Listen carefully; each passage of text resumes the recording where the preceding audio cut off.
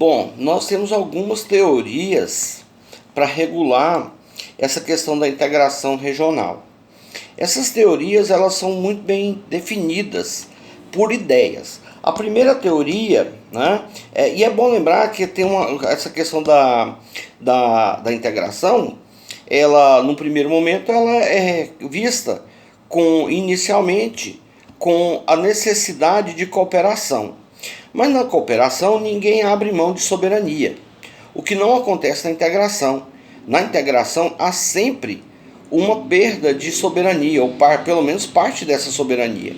E isso se torna um objeto mais complexo de se estudar, justamente porque o Estado vai abrir mão de pelo menos parte da sua soberania.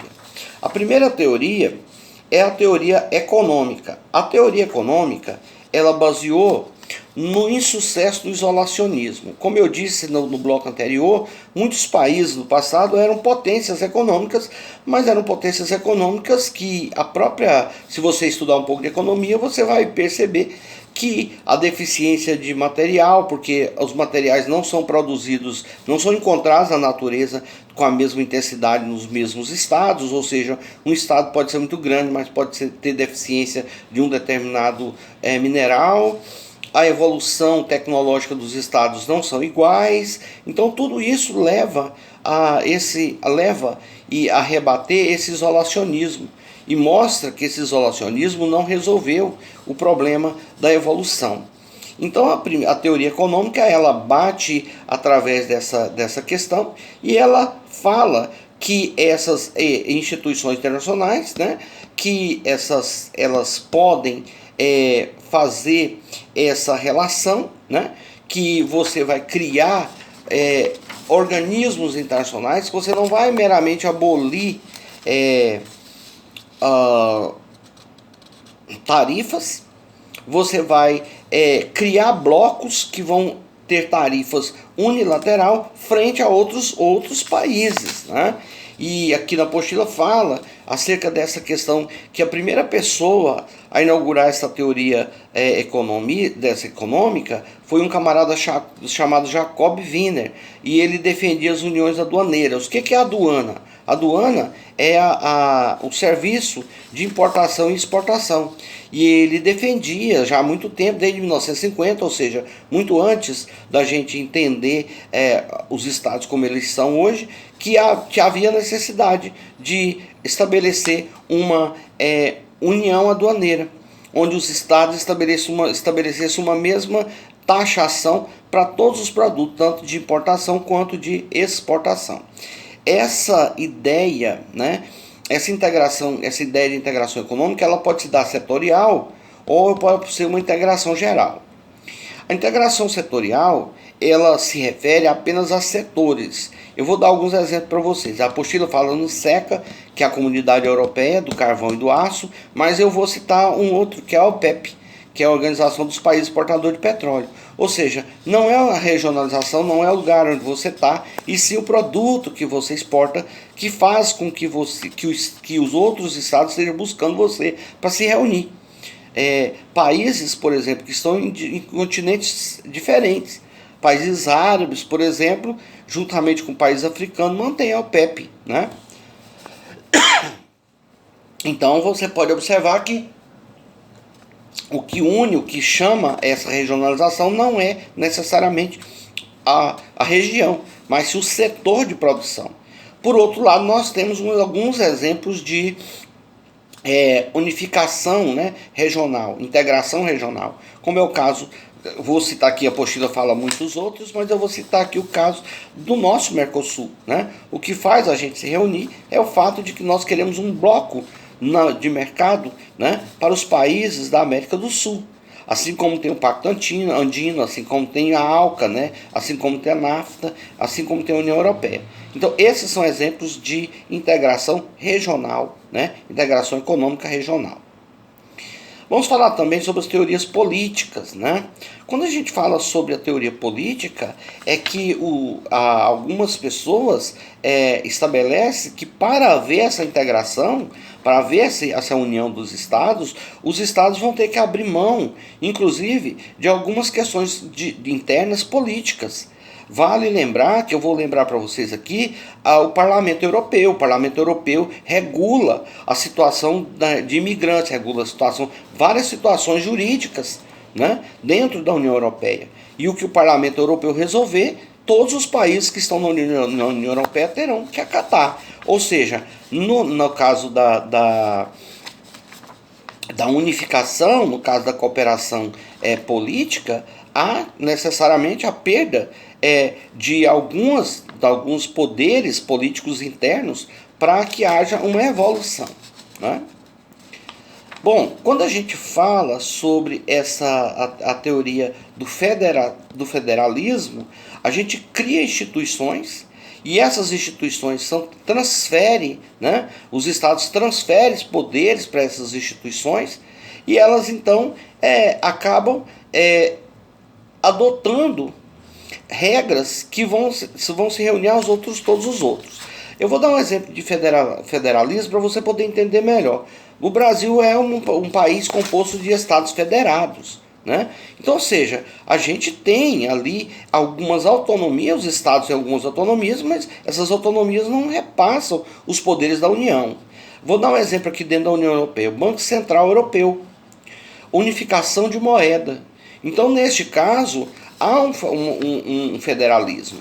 Os estados acabam se juntando e abrindo mão de algumas regras econômicas internas, né? Nós temos também a teoria funcionalista, né?